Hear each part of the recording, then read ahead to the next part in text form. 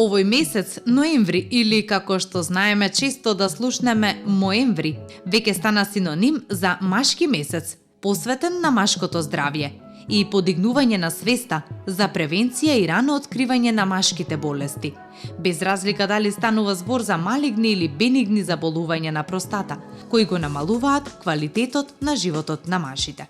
И ние денес зборуваме на оваа тема, и тоа со нашите стручни соработници од Центарот за биоинформатика. Информациите кои ги добивме од нив, ги споделуваме со вас во продолжение. Свеста е висока, реално, кај мажите. Доста од нив доаѓаат на превентивни прегледи, каде што може да се види функцијата на сите органи.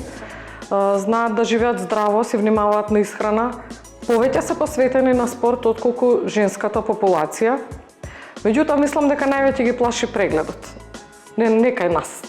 Тој другиот преглед, кој што го избегнуваат, што е нормално, и секој од нив, нормално дека би му било страв, дека може некој да му соопшти вест дека, може би има некакви промени кај него. Тоа е човечки и нормално. Меѓутоа, доколку работиме на своето здравје превентивно и делуваме на враќање на нормална функција на сите органи, исто и одржување на една ментална состојба во која што човек во добра ментална состојба и не може да се разболи, нормално е дека нема да дојде тоа и до нас, како да кажем. Вообичаено било стравот го чува лозијето, така да реално може да зборуваме дека и тие и повеќе водат сметка за своето здравје. Малку порано кај нив се разбудува онаа свест дека треба да внимаваат и да спортуваат, и да живеат здраво, и да се витални. Кај женската популација, таа вообичаено знае малку повеќе да се изгуби во улогата на мајката во домот, додека кај мажи тоа, тие се оној, како што знаеме, столбот дома, меѓутоа, реално има малку поголем страв, а со тоа и малку повеќе внимание на своето здравје. Што значи дека овде имаме една популација која што вистина доаѓа за регенерација, за подмладување, за враќање на телото во нормална функција, и кај нив е полесно да се постигне тоа. Стресот кај мажите уште од помала возраст, значи збориме 20 на години плюс нагоре, веќе се одразува. Затоа е како да кажеме, таа наметната, условно кажано, свест, каде што ни повеќе сакаат да си го одржат тоа здравје или одржат во основа. Почнува порано денеска, значи стресот влие на психоемоционалната состојба на мажот, тоа се рефлектира на неговото здравје.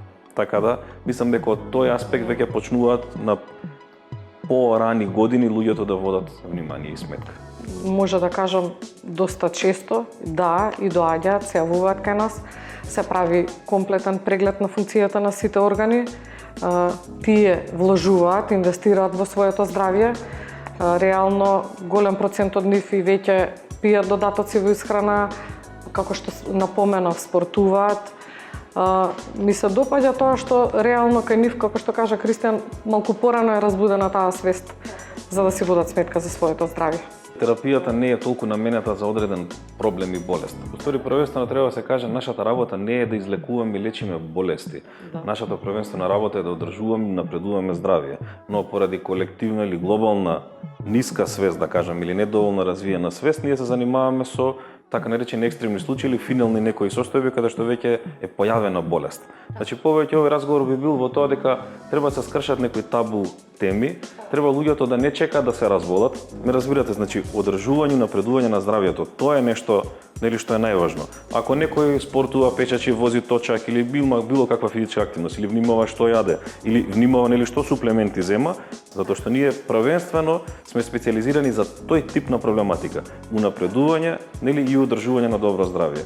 Но поради, пак ќе кажам, недоволна можеби, едукација, недоволно ниво на свест, луѓето бараат кога некогаш ќе настане проблем, тогаш решение. Да. Ама и живееме во едно малку реално различно општество од минатото, што гледаме дека толку динамично се менува и наметнува еден стресен начин на живот кој што не е под наша контрола. Еволуцијата нема толку брзо време да се адаптира на ова темпо на живот. Затоа механизми за одбрана. Спомнав, веќе кај помалите генерации се јавуваат одредени проблеми, кои што треба да се третираат, но тоа не се патолошки проблеми, болести, него тоа се веќе последици на темпото на живот, да го наречеме, или стилот на живот.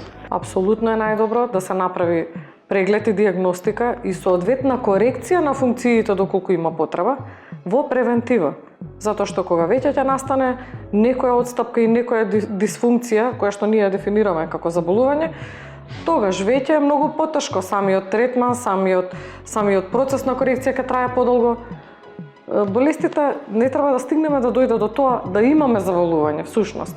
Ние треба да го одржуваме нашето здравје. Треба да сме витални, свесни, да живееме убаво, но ние имаме проблем што како луѓе прифаќаме и по-неквалитетен живот мислејќи дека тоа е нормално со возраста. Ништо не е нормално со возраста. Зошто? Пример, имаме ние пријатели кои што имаат 75 години и трчаат на маратони од 15 километри. Значи, замислете што значи виталност за тој човек. Секој од нас треба да се угледа на еден таков пример. Не е нормално да имаме 45 или 50 години и попладне да сме уморни и да лежиме пред телевизија. Реално не. Треба да имаме... Тоа е сигнал дека треба да се направат корекции или Така промени е. во стилот на живот.